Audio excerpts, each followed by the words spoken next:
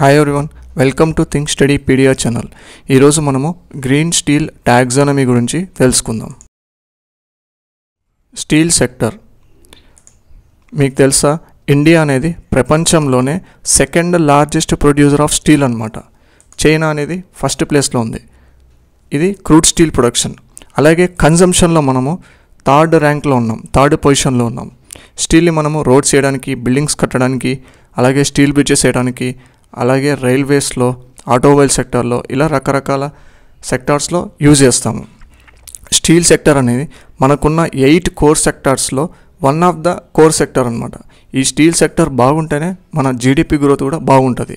కానీ India release చేసే total energy ఎమిషన్స్లో ఒక స్టీల్ సెక్టార్ నుంచే మనకి 10 to 12% రిలీజ్ అవుతుందన్నమాట. అందుకే మనము స్టీల్ సెక్టార్ని డీకార్బనైజ్ చేయాలి, అంటే కార్బన్ డైఆక్సైడ్ లెవెల్స్ని తగ్గించాలి. ఇందులో భాగంగా గవర్నమెంట్ గ్రీన్ స్టీల్ టాక్సానమీ అనేది తీసుకొచ్చింది.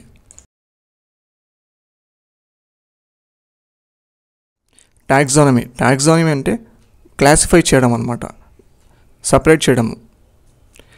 ఇక్కడ గవర్నమెంట్ ఒక థ్రెషోల్డ్ లిమిట్ పెట్టిందనమాట. అది ఎంత అంటే 2.2 tons కార్బన్ డైఆక్సైడ్. టీఎఫ్ఎస్ అంటే 1 టన్ను ఫినిష్డ్ స్టీల్ ప్రొడ్యూస్ చేసే ప్రాసెస్లో మనకు రిలీజ్ అయ్యే కార్బన్ డైఆక్సైడ్ లెవెల్స్ ఎంత ఉండాలి అంటే 2.2 tons లేదా అంతకన్నా తక్కువ ఉండాలి. అప్పుడే ఆ స్టీల్కి మనము గ్రీన్ రేటింగ్ ఇవ్వగలము. అంతకన్నా ఎక్కువ రిలీజ్ అయితే దానికి గ్రీన్ రేటింగ్ ఇవ్వలేము. 1.6 tons కన్నా తక్కువ కార్బన్ డైఆక్సైడ్ రిలీజ్ అయితే దానికి 5 star గ్రీన్ రేటింగ్ ఇవ్వగలము. అలాగే 1.6 to 2 tons రిలీజ్ అయితే 4 star అని, అలాగే 2 to 2.2 tons carbon dioxide release అయితే దానికి 3 star రేటింగ్ అని ఇవ్వగలం. 2.2 tons కన్నా ఎక్కువ కార్బన్ డైఆక్సైడ్ రిలీజ్ అయితే ఆ స్టీల్ని మనము గ్రీన్ రేటింగ్ ఇవ్వలేము.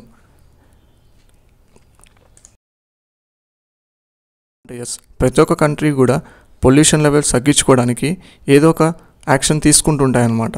దీనిలో భాగంగా యూరోపియన్ యూనియన్ కూడా కార్బన్ బార్డర్ అడ్జస్ట్మెంట్ మెకానిజం అనేది తీసుకొచ్చింది. దీని కింద ఫారిన్ కంట్రీస్లో ఉన్న హై కార్బన్ ఇంటెన్సివ్ సెక్టార్స్ అంటే steel, aluminium, cement, electricity, fertiliser, ఈ సెక్టార్స్లో ప్రొడ్యూస్ చేసే ప్రోడక్ట్స్ని యూరోపియన్ యూనియన్కి ఎక్స్పోర్ట్ చేసినప్పుడు ఆ ప్రోడక్ట్స్ మీద ఇది కార్బన్ ట్యాక్స్ విధిస్తాయన్నమాట. విధించడం వల్ల ఆ ఫారిన్ కంపెనీ ప్రోడక్ట్స్ యూరోపియన్ యూనియన్లో ఎక్కువ ప్రైస్కి ఇంపోర్ట్ అవుతాయి. ఇందువల్ల ఆ ప్రోడక్ట్స్ని ఎవరు కొనరనమాట, వాళ్ళ బిజినెస్ డౌన్ అవుతుంది. మన ఇండియా వచ్చేసి యూరోపియన్ యూనియన్కి ఎక్కువగా స్టీల్ని, ఐరన్ ఓర్ని ఎక్స్పోర్ట్ చేస్తుందన్నమాట. మన గవర్నమెంట్ తీసుకొచ్చిన ఈ గ్రీన్ స్టీల్ టాక్సానమీ నామ్స్ని మన కంపెనీస్ ఫాలో అయ్యి తక్కువ కార్బన్ డైఆక్సైడ్ లెవెల్స్లోనే ప్రోడక్ట్స్ని ప్రొడ్యూస్ చేసి యూరోపియన్ యూనియన్కి ఈజీగా ఎక్స్పోర్ట్ చేయగలవు అన్నమాట. ఈ యూరోపియన్ CBAM అనేది 1 January 2026 నుంచి ఇంప్లిమెంట్ చేస్తారు. అలాగే ప్యారిస్ అగ్రిమెంట్ కింద సైన్ చేసిన ప్రతి ఒక్క కంట్రీ కూడా 2070 కల్లా carbon dioxide levels or greenhouse gas ఎమిషన్స్ని 0 లెవెల్కి తీసుకురావాలి అని గోల్ పెట్టుకున్నాయన్నమాట. మన గవర్నమెంట్ తీసుకొచ్చిన ఈ గ్రీన్ స్టీల్ టాక్సానమీ నామ్స్ని ఇంప్లిమెంట్ చేస్తే ఈ గోల్ అచీవ్ చేయడానికి కూడా ఈజీ అవుతుంది. అలాగే మన ఎకానమీకి కూడా మంచిగా ఉంటుంది, మన ఎకానమీ కూడా గ్రో అవుతుంది. కంటెంట్ నచ్చితే లైక్ చేయండి, షేర్ చేయండి. Thank you.